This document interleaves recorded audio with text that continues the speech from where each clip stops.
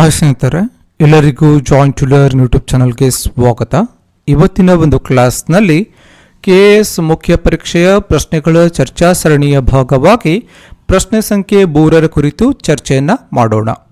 Already ಈ ಒಂದು ಸರಣಿಯ 2 ಪ್ರಶ್ನೆಗಳನ್ನು ಅಪ್ಲೋಡ್ ಮಾಡಿರ್ತೇವೆ. ಯಾರಾದರೂ ಫ್ರೆಶ್ ವ್ಯೂವರ್ಸ್ ಇದ್ದು ಇನ್ನೂ ಹಳೆಯ ಕ್ಲಾಸ್ಗಳನ್ನು ನೋಡಿರಲಿಲ್ಲ ಅಂತಂದರೆ ಕೆಳಗಡೆ ಡಿಸ್ಕ್ರಿಪ್ಷನಲ್ಲಿ ಲಿಂಕನ್ನು ಕೊಟ್ಟಿರ್ತೇವೆ, ವಿಸಿಟ್ ಮಾಡಿ ವಾಚ್ ಮಾಡ್ಬೋದು ಅಂತ ಹೇಳ್ತಾ ಇವತ್ತಿನ ಒಂದು ಕ್ಲಾಸನ್ನು ಸ್ಟಾರ್ಟ್ ಮಾಡೋಣ. ಇವತ್ತಿನ ಪ್ರಶ್ನೆ, ಭಾರತದ ಇತಿಹಾಸದಲ್ಲಿ ರಾಜಾರಾಮ್ ಮೋಹನ್ ರಾಯ್ ರವರು ಆಧುನಿಕ ಯುಗವನ್ನ ಆರಂಭಿಸಿದರು, ಚರ್ಚಿಸಿ ಅಂತ ಕೊಟ್ಟಿದ್ದಾರೆ. ಈ ಪ್ರಶ್ನೆಯನ್ನ 2021 KS ಮುಖ್ಯ ಪರೀಕ್ಷೆಯ ಪತ್ರಿಕೆಯ ಒಂದರಲ್ಲಿ ಕೇಳಲಾಗಿತ್ತು. ಪ್ರಶ್ನೆಯನ್ನ ಇನ್ನೊಂದು ಸಲ ನೋಡೋಣ. ಭಾರತದ ಇತಿಹಾಸದಲ್ಲಿ ರಾಜಾರಾಮ್ ಮೋಹನ್ ರಾಯ್ ರವರು ಆಧುನಿಕ ಯುಗವನ್ನ ಆರಂಭಿಸಿದರು, ಚರ್ಚಿಸಿ ಅಂತ. ಯಾವ ರೀತಿ ಭಾರತೀಯ ಇತಿಹಾಸದಲ್ಲಿ ರಾಜಾರಾಮ್ ಮೋಹನ್ ರಾಯ್ ರವರು ಆಧುನಿಕ ಯುಗವನ್ನು ಆರಂಭ ಮಾಡ್ತಾರೆ ಅಂತ ಚರ್ಚೆ ಮಾಡಬೇಕಾಗತ್ತೆ. 19ನೇ ಶತಮಾನದ ಆರಂಭದಲ್ಲಿ, ಭಾರತೀಯ ಇತಿಹಾಸದ 19ನೇ ಶತಮಾನದ ಆರಂಭದಲ್ಲಿ ಸಮಾಜದಲ್ಲಿ ಬೇರೆ ಬೇರೆ ಆದಂತಹ ಅನಿಷ್ಟ ಪದ್ಧತಿಗಳು ಜಾರಿಯಲ್ಲಿದ್ದು, ಭಾರತೀಯ ಸಮಾಜ ನಿಂತ ನೀರಿನಂತೆ ಜಡವಾಗಿತ್ತು ಅಂತ ಕೂಡ ಹೇಳಬಹುದು. ಉದಾಹರಣೆಗೆ ಸತಿ ಸಹಗಮನ ಪದ್ಧತಿ, ಅಸ್ಪೃಶ್ಯತೆ, ಶಿಶು ಭ್ರೂಣ ಹತ್ಯೆ, ನರಬಲಿ, ಪರ್ದಾ ಪದ್ಧತಿ, ಬಾಲ್ಯ ವಿವಾಹ, ಹೀಗೆ ಬೇರೆ ಬೇರೆ ಅನಿಷ್ಟ ಪದ್ಧತಿಗಳು ಈ ಒಂದು ಸಮಾಜವನ್ನ ಅಂಧಕಾರದಲ್ಲಿ, ಕತ್ತಲೆಯ ಕೋಣೆಯಲ್ಲಿ ಕೂಡಿ ಹಾಕಿದ್ದು, ಅಂದ್ರೆ ಅಂಧಕಾರದಲ್ಲಿ ತಳ್ಳಲ್ಪಟ್ಟಿದ್ದು, ಸಮಾಜವನ್ನೇ ಒಂದು ಅಂಧಕಾರವನ್ನಾಗಿ ಮಾಡಿದ್ವು ಎಲ್ಲ ಈ ಅನಿಷ್ಟ ಪದ್ಧತಿಗಳು. ಬಾಲ್ಯ ವಿವಾಹ ಅನ್ನೋದು ಇವತ್ತಿಗೂ ಕೂಡ 2022ರಲ್ಲಿ ಇವತ್ತಿಗೂ ಕೂಡ ಹಲವಾರು ಹಳ್ಳಿಯ ಪ್ರದೇಶಗಳಲ್ಲಿ ಅಥವಾ ಒಂದು ರೂರಲ್ ಏರಿಯಾಸ್ ಅಲ್ಲಿ ಇವತ್ತಿಗೂ ಕೂಡ ಆಚರಣೆ ಆಗ್ತಾ ಇದೆ. ಸೊ ಬಾಲ್ಯ ವಿವಾಹ ಪದ್ಧತಿ ಮಾಡ್ತಾ ಇದ್ದಾರೆ ಗುಟ್ಟಾಗಿ, ಕಾನೂನು ಬಾಹಿರ ಆಗಿದ್ರೂ ಕೂಡ ಇವತ್ತು ಬಾಲ್ಯ ವಿವಾಹ ಆಚರಣೆಯಲ್ಲಿ ಇದೆ. ಮಾನವ ಅನೇಕ ಮೂಢನಂಬಿಕೆ ಮತ್ತು ಅಂಧಾನುಕರಣೆಗಳ ಬಲಿಪಶು ಆಗಿದ್ದ. ಬೇರೆ ಬೇರೆ ಮೂಢನಂಬಿಕೆಗಳು ಮನುಷ್ಯನ ತಲೆಯಲ್ಲಿ ಆಳವಾಗಿ ಬಿತ್ತಿದ್ವು. ಜನತೆ ಕೂಡ ವಿಚಾರ ಶೂನ್ಯವಾಗಿತ್ತು. ಯಾವುದೇ ವಿಚಾರಶೀಲರಾಗಿರಲಿಲ್ಲ, ಅವ್ರಿಗೆ ವಿಚಾರ ಮಾಡುವಂತಹ ಶಕ್ತಿಯೇ ಇರಲಿಲ್ಲ. ಯಾವಾಗ? 19ನೇ ಶತಮಾನದ ಆರಂಭದಲ್ಲಿ. ಇಂತಹ ಸಮಯದಲ್ಲಿ ಕ್ರೈಸ್ತ ಮಿಷನರಿಗಳು, ಈ ಕ್ರೈಸ್ತ ಮಿಷನರಿಗಳು ಏನು ಭಾರತಕ್ಕೆ ಬಂದಿದ್ವಲ್ಲ, ಅವು ಮತಾಂತರತೆಯಿಂದಾಗಿ ಮತಾಂತರವನ್ನ ಮಾಡ್ತಾ ಇದ್ವು. ಹಿಂದೂ ಧರ್ಮಕ್ಕೆ ಉಳಿಗಾಲವಿಲ್ವಾಯ್ತು. ಯಾವಾಗ? ಕ್ರೈಸ್ತ ಮಿಷನರಿಗಳ ಮತಾಂತರದಿಂದ ಹಿಂದೂ ಧರ್ಮ ಕೂಡ ಒಂದು ಕತ್ತಲೆಯ ಕೋಣೆಯಲ್ಲಿತ್ತು, ಯಾವುದೇ ಉಳಿಗಾಲ ಇರಲಿಲ್ಲ ಇಂತಹ ಒಂದು ಸಮಯದಲ್ಲಿ, 19ನೇ ಶತಮಾನದ ಆರಂಭದಲ್ಲಿ. ಸೊ ಈ ಎಲ್ಲ ಒಂದು ಸಿಚುವೇಶನ್ ಅಲ್ಲಿ ಇಂಗ್ಲಿಷ್ ಶಿಕ್ಷಣ ಪಡೆದಂತಹ ಒಂದು ಗುಂಪಿತ್ತು. ಇಂತಹ ಸಂದರ್ಭದಲ್ಲಿ ಇಂಗ್ಲಿಷ್ ಶಿಕ್ಷಣ ಪಡೆದ ವಿದ್ಯಾವಂತರು ಕೆಲವೊಬ್ರು ಇದ್ರು, ಬುದ್ಧಿಜೀವಿಗಳು ಕೂಡ ಇದ್ರು. ಸಮಾಜದ ಕೆಡಕುಗಳನ್ನ ಪ್ರಶ್ನಿಸಲು ಆರಂಭ ಮಾಡ್ತಾರೆ. ಯಾವಾಗ? 19ನೇ ಶತಮಾನದ ಆರಂಭದಲ್ಲಿ. ಯಾವ ಈ ಸಮಾಜ ಪಿಡುಗುಗಳು ಯಾವ್ದ್ಯಾವ್ದಿತ್ತಲ್ವಾ, ಬಾಲ್ಯ ವಿವಾಹ, ಸತಿ ಸಹಗಮನ ಪದ್ಧತಿ, ಪರ್ದಾ ಪದ್ಧತಿ, ಈ ಎಲ್ಲ ಪದ್ಧತಿಗಳನ್ನ ಇಂಗ್ಲಿಷ್ ಶಿಕ್ಷಣ ಪಡೆದಂತಹ ವಿದ್ಯಾವಂತರು, ಬುದ್ಧಿಜೀವಿಗಳು ಸಮಾಜದ ಕೆಡಕುಗಳನ್ನ ಪ್ರಶ್ನಿಸೋಕೆ ಆರಂಭ ಮಾಡ್ತಾರೆ. ಇವರಲ್ಲಿ ಪ್ರಮುಖರು ರಾಜಾರಾಮ್ ಮೋಹನ್ ರಾಯ್. ನೆನಪಿಟ್ಕೊಳ್ಳಿ, ರಾಜಾರಾಮ್ ಮೋಹನ್ ರಾಯ್ ರವರು ಇವರ ಸಾಲಿನಲ್ಲಿ ಮುಂಚೂಣಿಯಲ್ಲಿ ಬರ್ತಾರೆ. ರಾಜಾರಾಮ್ ಮೋಹನ್ ರಾಯ್ ರವರು ಜಡತ್ವ ಹೊಂದಿದ್ದಂತಹ ಭಾರತೀಯ ಸಮಾಜದಲ್ಲಿ ಆಧುನಿಕ ಯುಗವನ್ನು ಆರಂಭ ಮಾಡ್ತಾರೆ. ಬೇರೆ ಬೇರೆ ಅನಿಷ್ಟ ಪದ್ಧತಿಗಳಿಂದ ಈ ಜಡತ್ವ ಹೊಂದಿದ್ದಂತಹ ಭಾರತೀಯ ಸಮಾಜದಲ್ಲಿ ಆಧುನಿಕ ಯುಗವನ್ನ ಆರಂಭ ಮಾಡ್ತಾರೆ. ಆ ಕಾರಣಕ್ಕಾಗಿ ಇವರಿಗೆ ಭಾರತೀಯ ಪುನರುಜ್ಜೀವನದ ಪಿತಾಮಹ ಅಂತ ನಾವು ಕರಿತೀವಿ. ಬಹಳ ಇಂಪಾರ್ಟೆಂಟ್ ಆಗುತ್ತೆ ಪ್ರಿಲಿಮ್ಸ್ ಪಾಯಿಂಟ್ ಆಫ್ ವ್ಯೂ ಅಲ್ಲಿ. ಭಾರತೀಯ ಪುನರುಜ್ಜೀವನದ ಪಿತಾಮಹ ಅಂತ ಯಾರಿಗೆ ಕರೀತಾರೆ ಅಂತ ಕೇಳಿದ್ರೆ ರಾಜಾರಾಮ್ ಮೋಹನ್ ರಾಯ್ ರವರಿಗೆ ಕರೀತಾರೆ. ಇವರು ಬ್ರಹ್ಮ ಸಮಾಜವನ್ನ ಸ್ಥಾಪಿಸುವ ಮುಖಾಂತರ ಅನೇಕ ವಿಚಾರಗಳನ್ನು ಮಾಡ್ತಾರೆ. ವಿಚಾರವಾದಿಗಳಾಗಿ, ಮಾನವತಾವಾದಿಗಳಾಗಿ ಹಾಗೂ ಚಿಂತನಶೀಲರಾಗಿ ಸಮಾಜದಲ್ಲಿನ ಪರಿವರ್ತನೆಗೆ ಕಾರಣರಾಗ್ತಾರೆ. ಭಾರತೀಯ ಪುನರುಜ್ಜೀವನದ ಪಿತಾಮಹ ಅಂತ ಕೂಡ ಅನಿಸ್ಕೋತಾರೆ ಬ್ರಹ್ಮ ಸಮಾಜವನ್ನ ಸ್ಥಾಪಿಸುವ ಮುಖಾಂತರ. ಈ ಬ್ರಹ್ಮ ಸಮಾಜದ ಮುಖಾಂತರನೇ ಅನೇಕ ಕೆಲಸಗಳನ್ನ ಮಾಡ್ತಾರೆ. ಇಂಗ್ಲಿಷ್ ಶಿಕ್ಷಣ ಪಡೆದ ಅವರು ಭಾರತೀಯ ಸಮಾಜವನ್ನ ಪಾಶ್ಚಿಮಾತ್ಯ ವಿಜ್ಞಾನ ಹಾಗೂ ವಿಚಾರಧಾರೆಯ ಮೇಲೆ ಸುಧಾರಿಸಲು ಬಯಕೆನ ಪಡ್ತಾರೆ. ಅವರಿಗೆ ಇಂಗ್ಲಿಷ್ ಶಿಕ್ಷಣ ಇರುತ್ತೆ. ರಾಜಾರಾಮ್ ಮೋಹನ್ ರಾಯ್ ರವರಿಗೆ ಅವ್ರೇನ್ ಮಾಡ್ತಾರೆ, ಇಂಗ್ಲಿಷ್ ಶಿಕ್ಷಣವನ್ನ ಪಡ್ಕೊಂಡಿದ್ರಿಂದ ವಿಚಾರಶೀಲರಾಗ್ತಾರೆ. ಸೊ ಅವ್ರಿಗೆ ಕಂಪ್ಯಾರಿಸನ್ ಮಾಡೋಕೆ ಸ್ಟಾರ್ಟ್ ಮಾಡ್ತಾರೆ. ಯಾಕೆ ಭಾರತದಲ್ಲಿ ಹೀಗೆ, ಯಾಕೆ ಪಾಶ್ಚಿಮಾತ್ಯ ದೇಶಗಳಲ್ಲಿ ಹಾಗೆ, ಪಾಶ್ಚಿಮಾತ್ಯ ದೇಶಗಳಿಗೂ ಮತ್ತು ಭಾರತಕ್ಕೆ ಏನು ವ್ಯತ್ಯಾಸ ಇದೆ, ಅಲ್ಲಿ ಹೇಗೆ ಬದುಕ್ತಾ ಇದ್ದಾರೆ, ಭಾರತದಲ್ಲಿ ಹೇಗೆ ಬದುಕ್ತಾ ಇದ್ದಾರೆ, ಯಾವ ಪದ್ಧತಿಗಳು ಭಾರತದಲ್ಲಿ ಒಂದು ಮೂಢನಂಬಿಕೆಯಿಂದ ಜನರನ್ನ ವಿಚಾರಶೀಲರನ್ನಾಗಿ ಮಾಡದೆ ಅವರನ್ನ ಹಿಂದೆ ತಳ್ತಾ ಇದೆ. ಹೀಗೆ ವಿಚಾರಶೀಲರಾಗ್ತಾರೆ ರಾಜಾರಾಮ್ ಮೋಹನ್ ರಾಯ್ರವರು.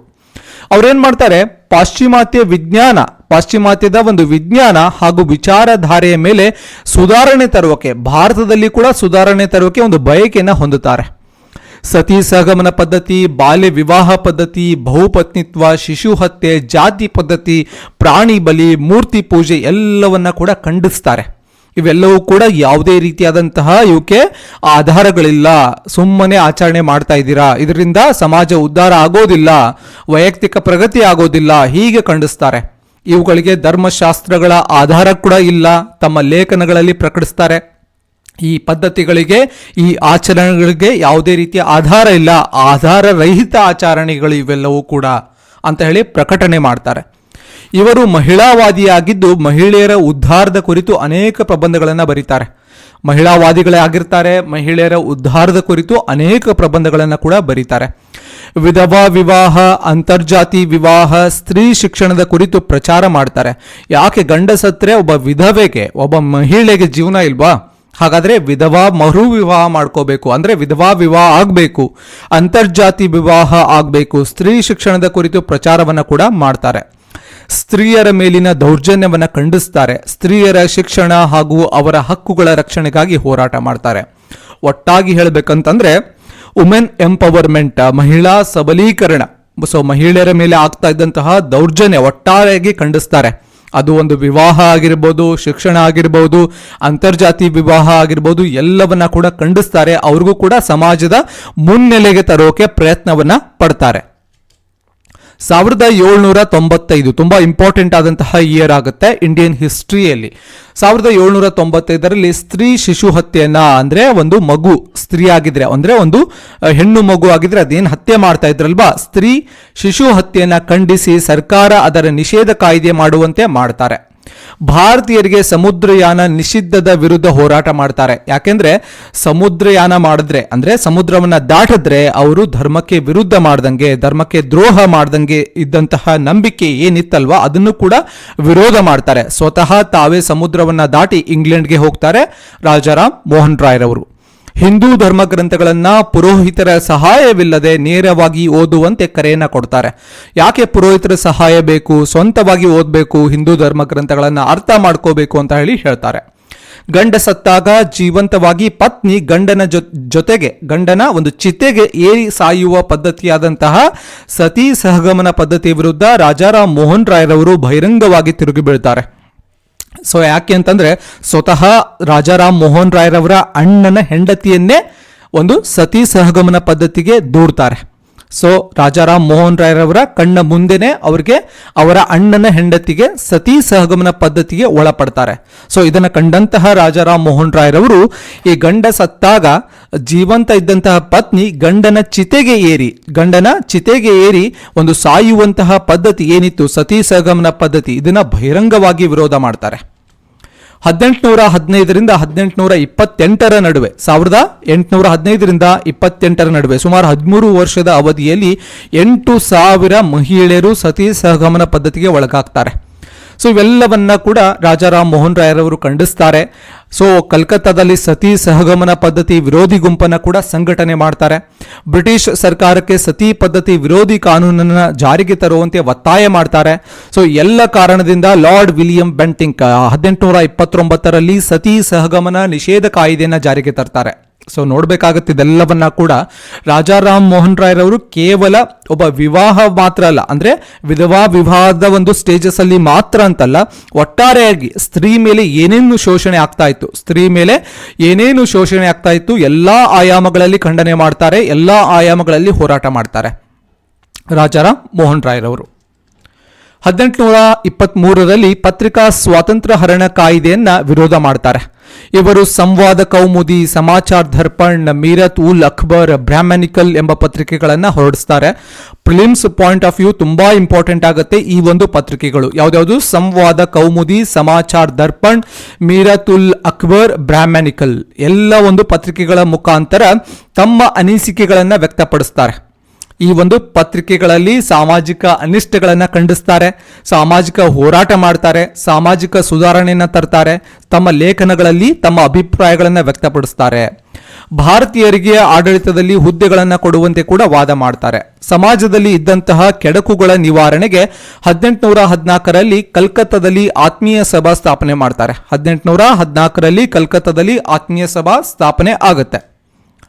ಭಾರತೀಯರಿಗೆ ಇಂಗ್ಲಿಷ್ ಶಿಕ್ಷಣದ ಅವಶ್ಯಕತೆಯನ್ನು ಒತ್ತಿ ಹೇಳ್ತಾರೆ. ಆಲ್ರೆಡಿ ಹೇಳ್ದಂಗೆ ಯಾಕೆ ಇಂಗ್ಲಿಷ್ ಶಿಕ್ಷಣದ ಅವಶ್ಯಕತೆ ಇದೆ ಅಂತಂದ್ರೆ, ಸೊ ನಮಗೆ ವ್ಯತ್ಯಾಸವನ್ನು ತಿಳ್ಕೊಳ್ಳೋಕೆ ಅವಶ್ಯಕತೆ ಇತ್ತು. ಇಂಗ್ಲಿಷ್ ಶಿಕ್ಷಣವನ್ನು ನಾವು ತಗೊಂಡಾಗ ಇಂಗ್ಲಿಷ್ ಒಂದು ಬುಕ್ಸ್ಗಳನ್ನು ಓದೋಕೆ ಅವಶ್ಯಕತೆ ಇತ್ತು ಆ ಒಂದು ಸಮಯದಲ್ಲಿ. ಯಾಕಂದ್ರೆ 19ನೇ ಶತಮಾನದ ಆರಂಭದಲ್ಲಿ ಪಾಶ್ಚಿಮಾತ್ಯ ಸಾಹಿತ್ಯವನ್ನು ಓದಿದಾಗ ಅವೆಲ್ಲವೂ ಕೂಡ ಇಂಗ್ಲಿಷ್ನಲ್ಲಿತ್ತು. ಪಾಶ್ಚಿಮಾತ್ಯ ಸಾಹಿತ್ಯವನ್ನು ಓದಿದಾಗ, ಪಾಶ್ಚಿಮಾತ್ಯ ಸಾಹಿತ್ಯವನ್ನು ತಿಳ್ಕೊಂಡಾಗ ನಮ್ಮ ಸಮಾಜಕ್ಕೆ ಮತ್ತು ಪಾಶ್ಚಿಮಾತ್ಯದಲ್ಲಿ ಇದ್ದಂತಹ ಒಂದು ಸಮಾಜಕ್ಕೆ ವ್ಯತ್ಯಾಸವನ್ನು ನಾವು ಗುರುತಿಸೋಕೆ ಒಂದು ಆಗ್ತಾ ಇತ್ತು. ಇದರಿಂದ ಏನಾಗ್ತಾ ಇತ್ತು, ಏನೇನು ಅನಿಷ್ಟ ಪದ್ಧತಿಗಳಿದೆ, ಯಾಕೆ ನಮ್ಮ ದೇಶ ಹಿಂದುಳಿತಾ ಇದೆ, ಅಲ್ಲಿ ಯಾಕೆ ನಮಗೆ ಪ್ರಗತಿ ಆಗ್ತಾ ಇದೆ, ನಮಗೆ ವೈಯಕ್ತಿಕವಾಗಿಯೂ ಕೂಡ ಪ್ರಗತಿ ಆಗ್ತಾ ಇಲ್ಲ, ಸಾಮಾಜಿಕವಾಗಿ ಪ್ರಗತಿ ಆಗ್ತಾ ಇಲ್ಲ, ಯಾಕೆ ಇವೆಲ್ಲವೂ ಕೂಡ ಆಗ್ತಾ ಇಲ್ಲ.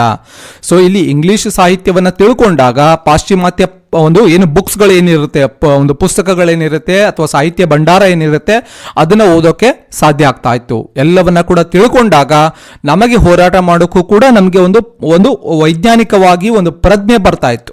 ನಮಗೆ ಹೋರಾಟ ಯಾಕೆ ಮಾಡಬೇಕಾಗಿತ್ತು ಬ್ರಿಟಿಷರ ವಿರುದ್ಧ ಅಥವಾ ಸಾಮಾಜಿಕ ಪಿಡುಗುಗಳ ವಿರುದ್ಧ ಅಂತ.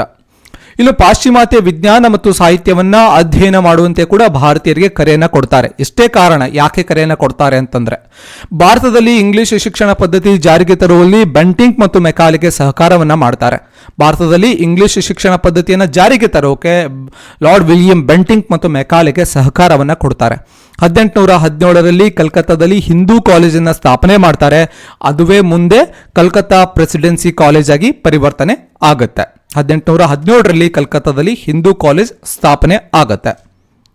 ಇನ್ನು ಪತ್ರಿಕೆಗಳಲ್ಲಿ ಲೇಖನಗಳನ್ನು ಬರೆದು ರಾಷ್ಟ್ರೀಯ ಜಾಗೃತಿಯನ್ನು ಮೂಡಿಸ್ತಾರೆ. ಏನು ತಾವು ಹೊರಡಿಸ್ತಾ ಇದ್ದಂತಹ 4 ಪ್ರಮುಖ ಪತ್ರಿಕೆಗಳು, ಸಂವಾದ ಕೌಮುದಿ ಆಗಿರ್ಬೋದು, ಸಮಾಚಾರ ದರ್ಪಣ ಆಗಿರ್ಬೋದು. ಸೊ ಈ ಒಂದು ಪತ್ರಿಕೆಗಳ ಮುಖಾಂತರ ರಾಷ್ಟ್ರೀಯ ಜಾಗೃತಿಯನ್ನು ಮೂಡಿಸ್ತಾರೆ. ಧಾರ್ಮಿಕ ಐಕ್ಯತೆಯ ಮೂಲಕ ರಾಷ್ಟ್ರೀಯ ಐಕ್ಯತೆಯನ್ನು ಕೂಡ ಸಾಧಿಸ್ತಾರೆ. ಬ್ರಹ್ಮ ಸಮಾಜದ ಮೂಲಕ ಪ್ರಾಚೀನ ಭಾರತೀಯ ಸಂಸ್ಕೃತಿಯನ್ನ ಪುನರುತ್ಥಾನಗೊಳಿಸ್ತಾರೆ. ಭಾರತೀಯ ರಾಷ್ಟ್ರೀಯತೆಯ ಪಿತಾಮಹ ಅಂತ ಕೂಡ ಕರೆಸ್ಕೋತಾರೆ. ಎಲ್ಲ ಕಾರಣಗಳಿಂದ ಇವರಿಗೆ ಭಾರತೀಯ ರಾಷ್ಟ್ರೀಯತೆಯ ಪಿತಾಮಹ ಅಂತ ಕೂಡ ಕರಿತೀವಿ. ರಾಜಾರಾಮ್ ಮೋಹನ್ ರಾಯರು ಪ್ರಾಚೀನ ಮತ್ತು ನವೀನ ಹಾಗೂ ಪಾಶ್ಚಾತ್ಯ ಮತ್ತು ಪೌರಾತ್ಯ ಸಂಸ್ಕೃತಿಗಳ ಸಂಗಮದಂತೆ ಭಾರತೀಯ ಸಮಾಜವನ್ನು ಸುಧಾರಣೆ ಮಾಡ್ತಾರೆ. ನೆನ್ಪಿಟ್ಕೊಳ್ಳಿ, ರಾಜಾರಾಮ್ ಮೋಹನ್ ರಾಯರವರು ಪ್ರಾಚೀನ ಮತ್ತು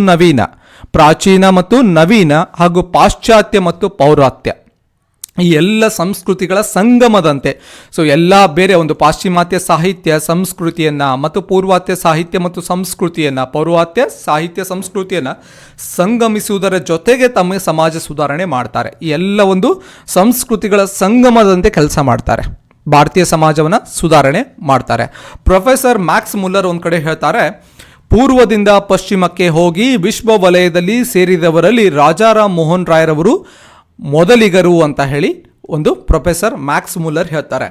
ಸೊ ನೀವು KS ಮೇನ್ಸಲ್ಲಿ ಆನ್ಸರ್ ರೈಟಿಂಗ್ ಬರೆಯುವಾಗ ಇಂಥ ಒಂದು ಸ್ಟೇಟ್ಮೆಂಟ್ಗಳನ್ನು ಕೂಡ ಕೋಟ್ ಮಾಡಬೇಕಾಗತ್ತೆ. ಸಾಧ್ಯವಾದರೆ ಒಂದು ಬುಕ್ಕಲ್ಲಿ ಇಂಥ ಒಂದು ಸ್ಟೇಟ್ಮೆಂಟ್ಗಳನ್ನು ಬರೆದಿಟ್ಕೊಳ್ಳಿ. ಎಲ್ಲೆಲ್ಲಿ ಸೂಟೇಬಲ್ ಅನಿಸುತ್ತೆ, ಒಂದು ಆನ್ಸರನ್ನು ಬರೆಯುವಾಗ ಎಲ್ಲೆಲ್ಲಿ ಸೂಟೇಬಲ್ ಅನಿಸುತ್ತೆ ಅಲ್ಲಿ ಇಂಥ ಒಂದು ಸ್ಟೇಟ್ಮೆಂಟ್ಗಳನ್ನು ಮೆನ್ಷನ್ ಮಾಡಿ. ಸೊ ಅದೇನಾಗುತ್ತೆ, ನಿಮ್ಮ ಒಂದು ಆನ್ಸರ್ಗೆ ವೇಟೇಜನ್ನು ಕೊಡುತ್ತೆ. ಸೊ ಇಷ್ಟು ಇವತ್ತಿನ ಪ್ರಶ್ನೆಯ ಡಿಸ್ಕಷನ್ ಆಗಿರುತ್ತೆ.